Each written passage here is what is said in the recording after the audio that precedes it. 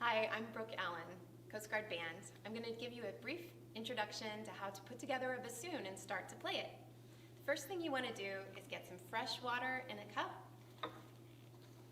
and soak your reed while you're putting together your instrument. We want the reed to soak for at least 1 to 5 minutes, especially if you live in a cold or dry climate. Let's get to know the names of the parts of the bassoon. This is my vocal, or crook. The bottom joint is the boot joint. It's the one that has 2 openings at the top of it. The first thing I'm going to do is put the wing joint into the boot joint. This is called the wing joint because of the shape of it. Wings out around the bass joint. It's important to line this joint up properly so that this pancake key, the big round key on the boot joint, operates the whisper key. There's a connection here. Most instruments have a small marking that you can line up to make sure it's lined up correctly. The longest joint of the bassoon is the bass joint. I'm setting the bottom of the bassoon on the ground now just for stability. I'm going to insert the bass joint carefully. I try to grasp the joints here where I have connections that are nice and stable so I'm not damaging the key work. The stable places are where the posts come out of the bassoon. And this is the bell. You want to line the bell up. You want to close the tone hole on the bell and line it up so that that low B flat key operates when you operate this key. Low B flat.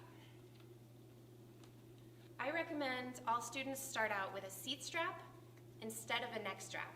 A neck strap can put too much weight into your left arm.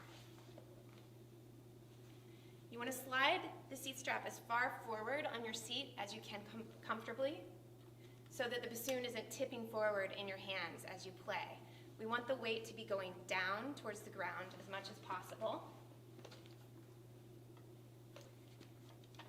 And the bassoon just comes across the body naturally. And the only contact that's bearing weight is this part, this knuckle right here on my left hand. Because then we need all 10 fingers to be free to operate keys as we play. So hopefully my reed is nice and soaked up now. The tube of the bassoon reed is also made of cane. That's why it's important to soak the whole thing so that it vibrates freely. I always want to bring the bassoon to me and not cave over or go to the instrument. Sitting up nice and straight with my shoulders right over my hips. And when I'm starting to think about forming an embouchure for the bassoon, I'm going to think of a drawstring going around through both of my lips and pulling tight. So I'm going to make like an O shape, O, and then an M sound, Om. And the lips will close around the reed, and the lips are between the teeth and the reed, all the way around.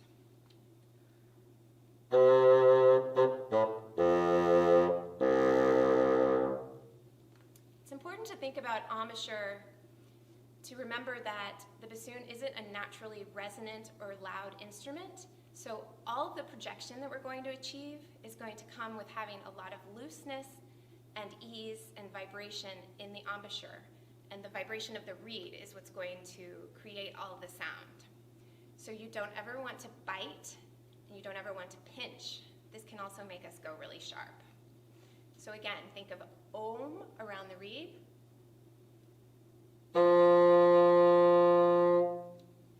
As soon as you start to learn the fingerings of the bassoon, it's important to also become familiar with a technique called flicking.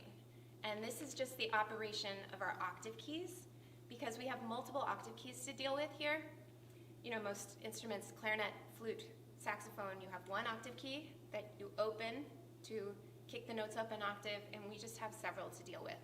So it's important to learn which octave key is appropriate for which notes, and just incorporate that into your fingering. Although it won't be very obvious when you look at fingering charts. You'll want to ask a bassoon teacher. Now let's learn to take apart the bassoon safely and how to clean it. Take my reed off, put it back in the reed case.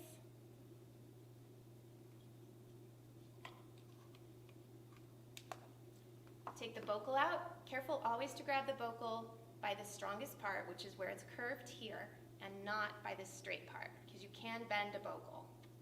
It's very thin metal. I blow the bocal out, just blow the condensation out by blowing through the big end.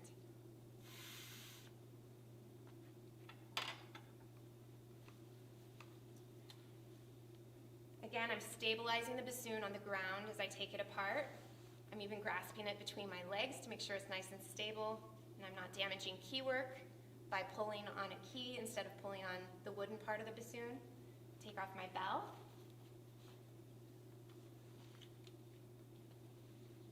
Take off the tallest joint, the bass joint.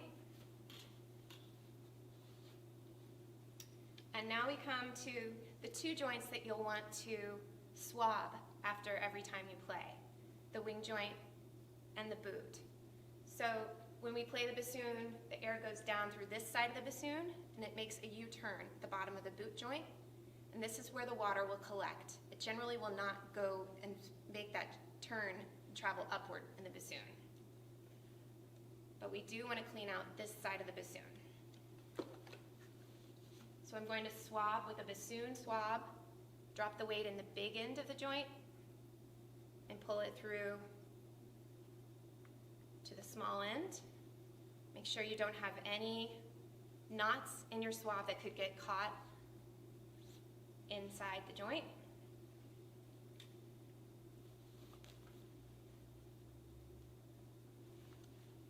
Drop the weight in the big hole on the boot joint, and then you turn it so that that weight can make the turn in the U-turn tube at the bottom. Give it a little shake, feed it through, and I'm going to pull it out the small side of the boot joint. So again, please remember that this side of the bassoon, where the air goes first, it's lined with plastic. That's where it's meant to have water in the instrument that you can clean out after you play. And we want to avoid getting any water into the other side of the bassoon that isn't lined with plastic. It's usually wood if you have a wood instrument. We want to keep that nice and dry so we don't get any wood rot.